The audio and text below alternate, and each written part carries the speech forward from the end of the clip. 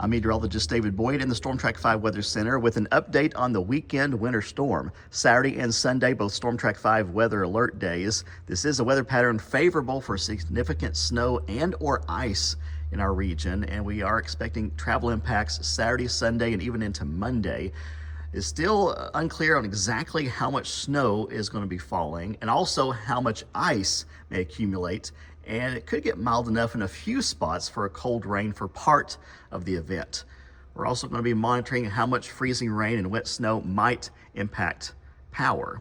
So here's the latest on the timing. Expecting light snow to develop sometime Saturday morning or midday. Some heavier snowfall rates Saturday afternoon.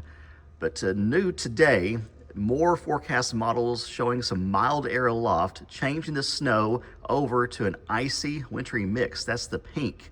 And that is most likely Saturday evening and night and even into Sunday morning before ending as some more snow showers later on Sunday. So how do we get the icy wintry mix? Well, of course, when the air is warm enough near the ground, we just get rain. But freezing rain happens when it starts to snow, melts into rain, but then it's just a small layer of cold air near the ground. Doesn't have time to refreeze until it makes contact with something, and that's what can coat everything in a layer of ice. If the cold air is a little thicker, then the rain has time to refreeze into balls of ice, tiny balls of ice called sleet. That bounces off and bounces around. It's not as impactful as freezing rain. Of course, if it's cold all the way down, then it's just snow. So the snow total probabilities have gone down with an increased risk of a wintry mix. 60% chance of 4 inches or more in the Tri-Cities, and the high-end totals of a foot or more, the chance is cut in half, down from 40% now to just a 20% chance of that. Still a few forecast models going with that much snow.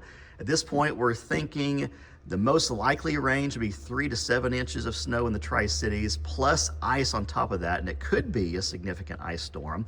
But if it ends up being more snow, we could get 5 to 10 inches in the Tri-Cities. Southwest Virginia, we're expecting it to be snow longer, especially northern sections. So at this point, we're thinking 6 to 12 inches of snow possible, and a little bit more North Carolina mountains. But it's very early in the event, and details can certainly change. So check back for updates as we watch the snow develop Saturday. Could change to that icy mix with a low of 26 Saturday night, climbing to 36 on Sunday. So that's when we could see rain, snow, or an icy mix, ending in some snow showers. But notice that low Sunday night down to 12. Whatever falls will likely freeze, with it being that cold, below freezing all day Monday for Monday night. We will get updates to you throughout the day and throughout the week on News 5 WCYB, also in the StormTrack 5 app and WCYB.com/weather.